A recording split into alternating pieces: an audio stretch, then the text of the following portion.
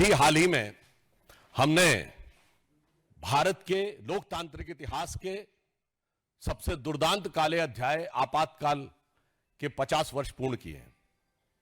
परंतु बहुत दुख की बात है कि कल पटना के उसी गांधी मैदान में, जहां आपातकाल के दौरान संविधान की रक्षा और संविधान के सम्मान के लिए जान की परवाह किए बगैर लाखों लोग एकत्र हुए थे, वहां एक ऐसी रैली हुई जिसके की बारे में इंडी गठबंधन के बिहार के नेता तेजस्वी यादव ने कहा कि हम संसद से पारित एक कानून को कूड़ेदान में फेंक देंगे।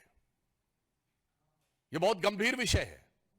उन्होंने वक्फ बोर्ड के कानून के लिए कहा कि हम इसको कूड़ेदान में फेंक देंगे, जबकि वो भारत की संसद के दोनों सदनों से पारित है, कोर्ट में विचाराधीन है।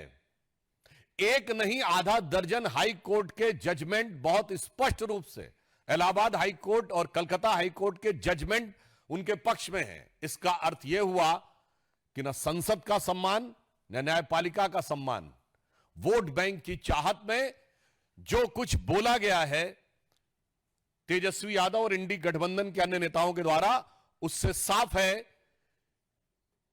कि यह संविधान को कूड़ेदान में फेंकने की 50 साल पुरानी मानसिकता से बाहर नहीं आ पा रहे हैं। 50 साल पहले भी सियासत के तराजू पर तौलकर संविधान का सम्मान कितना करना है और कितना कूड़ेदान में फेंकना है वो तय किया था। 50 साल बाद उसी पटना के उसी गांधी मैदान पे वो सियासत की बिसात बिछाई जा रही है कि एक बार फिर संवैधानिक व्यवस्थाओं को तार तार कर कर उसे कूड़ेदान में फेंक देना है। परंतु भारतीय जनता पार्टी और एनडीए गठबंधन इस बात के लिए कृत संकल्पित है कि हम बाबा साहब अंबेडकर के संविधान को, उसके किसी भी प्रावधान को कोई कूड़ेदान में फेंकना चाहेगा तो हम उसे नहीं होने देंगे। और मैं यह भी स्पष्ट करना चाहता हूं, जो बात पहले भी कही जा चुकी है, वक्फ बोर्ड के जिन प्रावधानों के विरुद्ध इंडी गठबंधन के नेता बार बार बोल रहे हैं, क्या वो प्रावधान सऊदी अरब में लागू है जो इस्लाम की जन्मस्थली है? नहीं। क्या इंडोनेशिया में लागू है जो सबसे बड़ा मुस्लिम देश है? नहीं। क्या टर्की में लागू है जो खलीफत की सीट रही है? नहीं। क्या वो पाकिस्तान और बांग्लादेश में लागू है? नहीं। जो आईएसआईएस की भूमि है, सीरिया और इराक के हिस्से, वहां पे लागू है? नहीं। तो मैं पूछना चाहता हूं इंडी गठबंधन से कि आप बिहार में क्या सऊदी अरब, इंडोनेशिया, टर्की और आईएसआईएस से ज्यादा बड़ा शरिया का कानून लागू करने की सोच रहे हैं? हमें इस बात का सीधा और साफ जवाब चाहिए।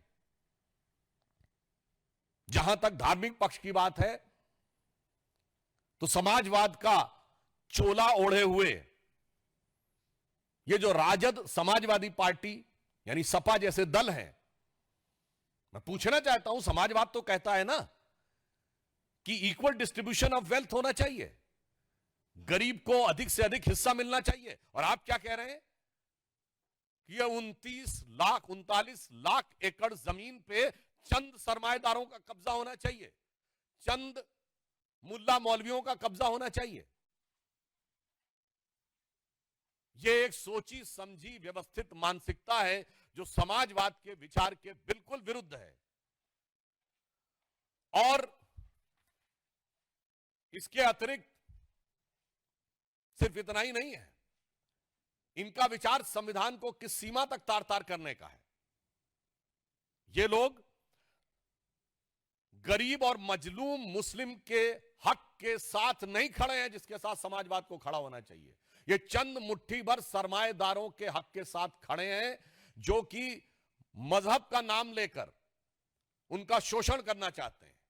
इसलिए राजद और सपा का समाजवाद कतई समाजवाद नहीं कहा जा सकता, जिसे आजकल सोशल मीडिया में इस प्रकार का एक वर्ड यूज होता है कि नमाजवाद कहा जाए तो अतिशयोक्ति ना होगी। जहां तक इस्लाम धर्म के, इस्लामी अकीदे के मुकद्दस रवायतों का सवाल है तो बहुत साफ कहना चाहता हूं, कुरान में वक्फ नाम का कोई वर्ड नहीं है।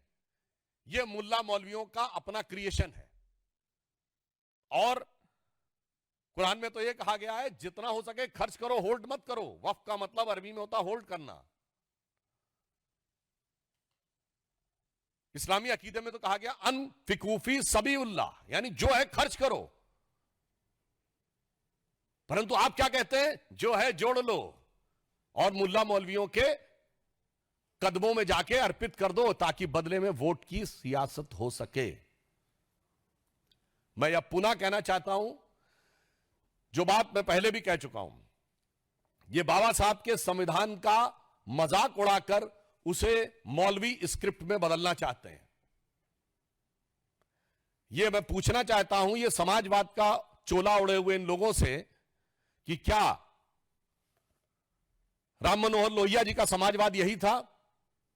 क्या जेपी का समाजवाद यह था? या कर्पूरी ठाकुर का समाजवाद यह था? भारत रत्न कर्पूरी ठाकुर जी से लेके जयप्रकाश नारायण और लोहिया जी का समाजवाद के साथ आज हम खड़े हैं।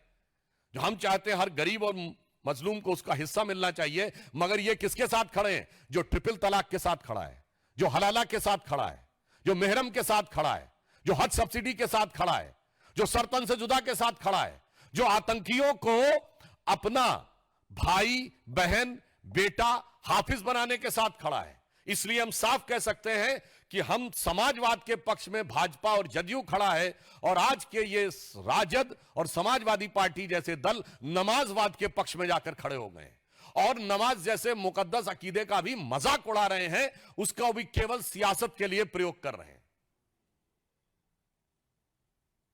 और यह बात हम निराधार नहीं कह रहे हैं। इनकी सरकार आई जो आने वाली नहीं है, तो ये बाबा साहब अंबेडकर के संविधान को कूड़ेदान में फेंक के शरिया का विधान लागू कर देंगे। कोई कहेगा आप तो हाइपरबोलिक बात बोल रहे हैं, तो मैं सब प्रमाण बोल रहा हूं। भारत के इतिहास में एक ही बार 400 पार हुआ है, 1985 में, और तब सुप्रीम कोर्ट ने केवल एक शाहबानो केस की याद दिला रहा हूं, एक प्रावधान में केवल यह कहा कि एक तलाकशुदा महिला को 80 या 100 रुपए का मुआवजा लेने की जरूरत है, तो 400 पार की संसद वाली कांग्रेस जो आज इंडी गठबंधन का नेतृत्व कर रही है और राहुल गांधी के स्वर्गीय पिताजी उसका नेतृत्व कर रहे थे, सुप्रीम कोर्ट के निर्णय को रौंद कर भारत की पार्लियामेंट ने शरिया को संविधान से ऊपर कर दिया। मैं चुनौती से पूछता हूं, दुनिया में कोई एक देश बताइए जो सेकुलर देश जहां शरिया संविधान से ऊपर हो। इसलिए अगर इनकी कभी भी सत्ता आती है, और आज देखिए ये सत्ता के बाहर है, तो भी शरिया के प्रावधानों को लागू करने की बात करते हैं। ना कोर्ट को मानने को तैयार, ना संसद को मानने को तैयार। इसलिए मैं पुनः कहता हूं कि जिन लोगों ने इस सीमा तक जाके किया, उसका समर्थन करने वाले लोग समाजवादी नहीं, नमाजवादी कहलाएंगे। और यह बात मैं पुनः एक सब प्रमाण बोलता हूं, इसके माध्यम से ये पिछड़े, दलित, वंचित और शोषित वर्ग के आरक्षण को भी खा जाना चाहते हैं। यह अभी मैं सब प्रमाण बोल रहा हूं, क्योंकि जिस संस्थान को आप अल्पसंख्यक दर्जा दे देते हैं, एससी एसटी ओबीसी का रिजर्वेशन खत्म। अलीगढ़ मुस्लिम यूनिवर्सिटी एससी एसटी ओबीसी का रिजर्वेशन खत्म। Jamia Millia Islamia SC ST OBC का रिजर्वेशन खत्म। कश्मीर को धारा 370 से पहले के दौर में, यानी जब धारा 370 लागू थी, तो आपने कहा यह मुस्लिम मेजॉरिटी स्टेट है, एससी एसटी ओबीसी का रिजर्वेशन खत्म। और चूंकि अल्पसंख्यक संस्थाओं को में आरक्षण लागू नहीं होता है, तो पिछले दर्जे से अधिक संस्थाओं को अल्पसंख्यक का दर्जा देकर एससी एसटी ओबीसी के आरक्षण को नष्ट करने का षड्यंत्र देखिए। मैं आंकड़ा आपके सामने रखता हूं, 2011 में इन्होंने 1656 संस्थाओं को माइनॉरिटी दर्जा दिया। 2012 में 1671 संस्थाओं को माइनॉरिटी का दर्जा दिया।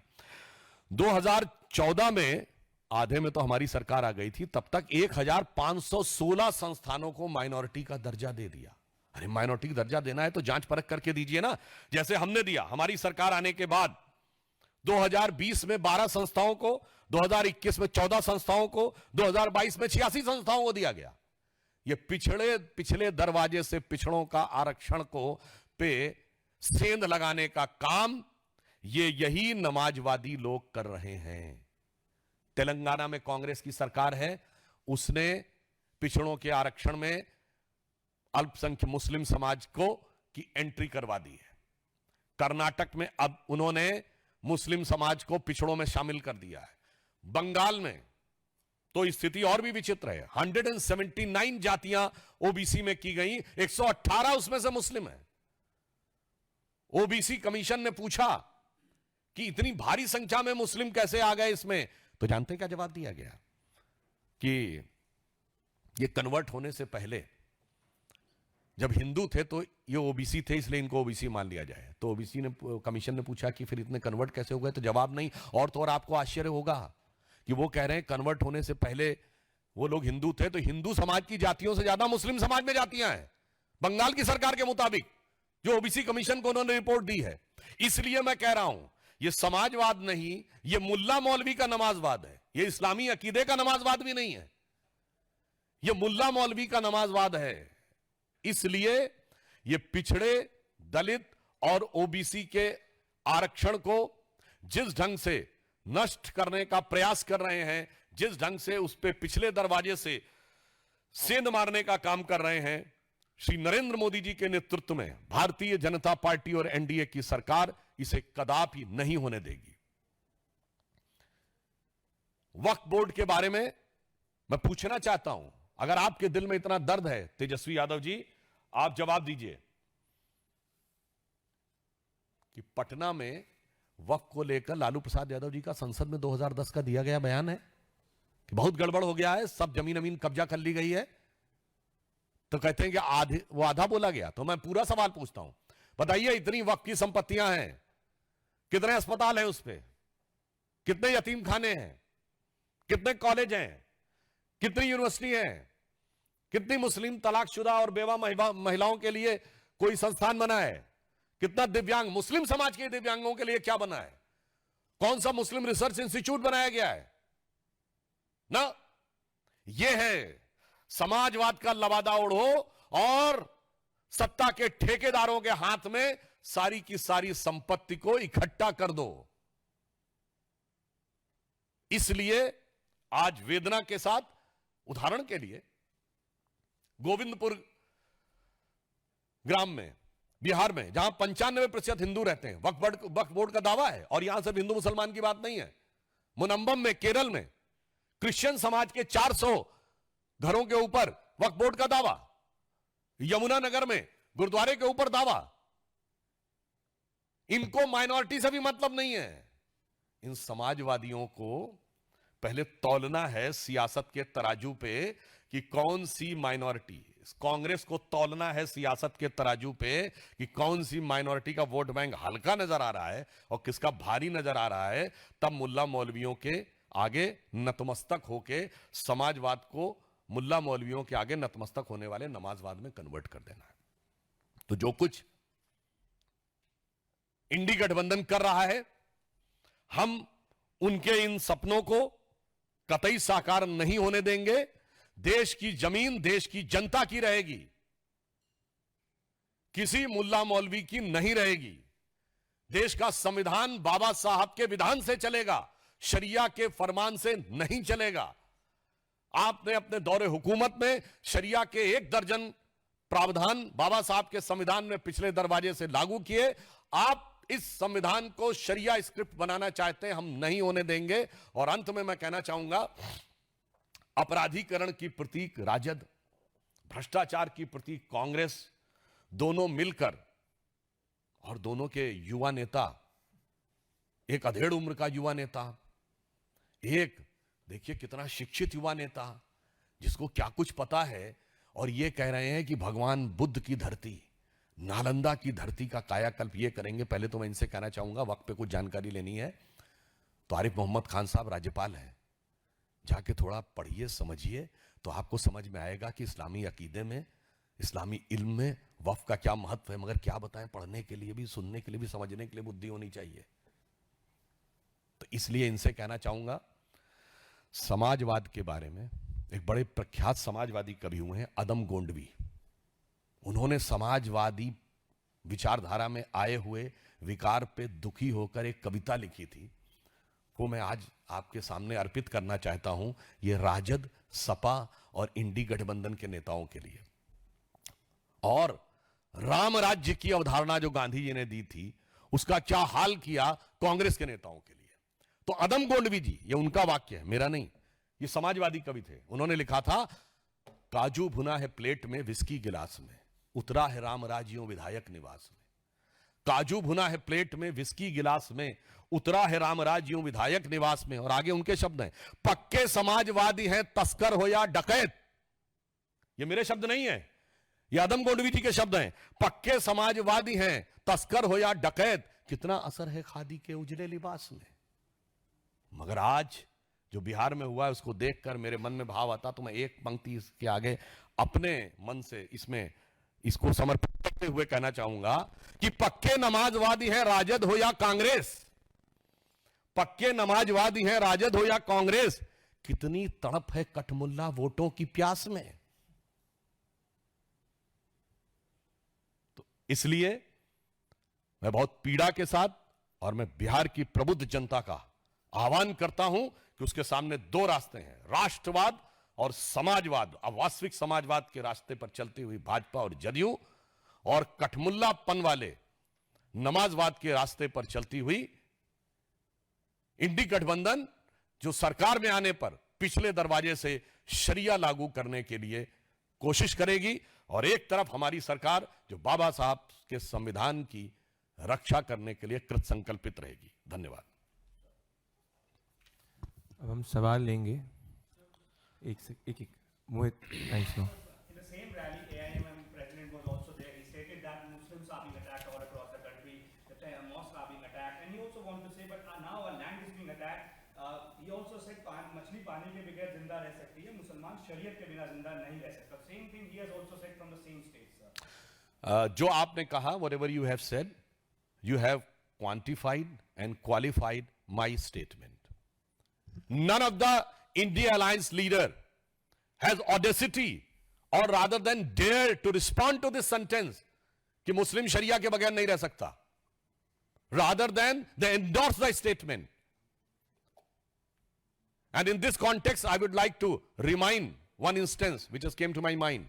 In May 2013, when Congress-led UDF was in Kerala, the Mallapuram District Council has passed a resolution that since this district has become a Muslim majority district, so the marriage age of girls should be lowered down to 16 for every community, not for Muslims, because Muslims they are already having till 9 years of age.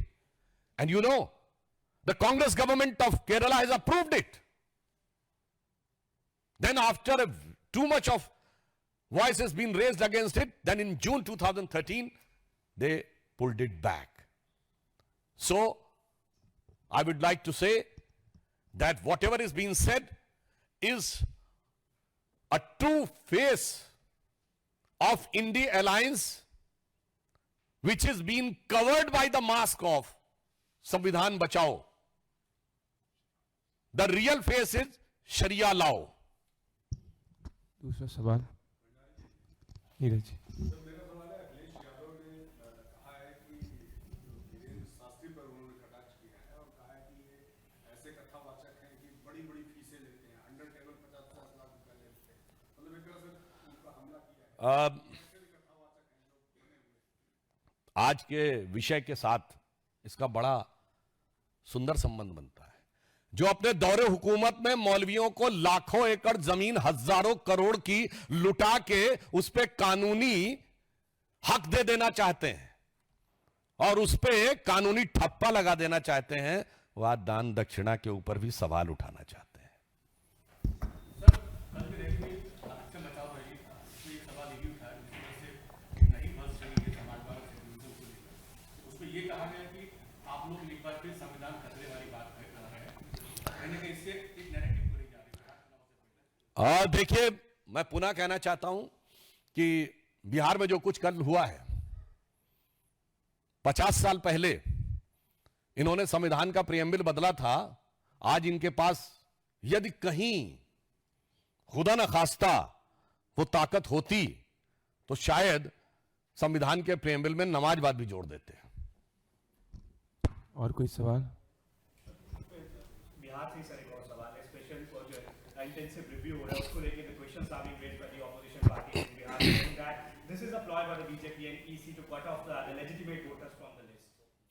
It's a very peculiar, typical defeatist mindset which is being made to make a premise on alibi of an inevitable defeat. Because when you raise the question that the electoral rolls were having some faulty presence, and when the election commission says that yes, we will clarify this, we will recheck this, then you say no, recheck should not be done. तो what does this mean? इसका एक ही मतलब है इनका कि चुनाव में हमारे मन के मुताबिक फर्जी वोटिंग होनी चाहिए। मैं एक शब्द में कहना चाहूंगा तो इनकी माइंडसेट इससे जानते क्या दिखाती है? वही जो मानसिकता इमरजेंसी के समय थी। संविधान मेरे हिसाब से होना चाहिए, चुनाव में हारा या जीता इसके आधार पे इंदिरा जी ने तय किया था कि संविधान की को वो कितना मानेंगी। आज इंडी गठबंधन वही दिखा रही है कि वो अपनी चुनावी हार जीत के आधार पर संविधान को मानेगी, चुनावी हार जीत के आधार के ऊपर चुनाव आयोग को मानेगी और अपने वोट बैंक की सुविधा के अनुसार चुनावी सूची को, मतदाता सूची को मानेगी।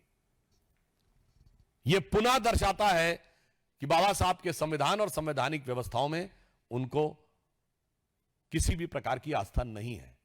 अन्यथा कोई भी व्यक्ति जो भारत का नागरिक है उसके बारे में हमें यह इंश्योर होना चाहिए कि वोट भारत की सरकार उसी के वोट से बने जो भारत का नागरिक हो और उसकी प्रामाणिकता प्रमाणित होनी चाहिए।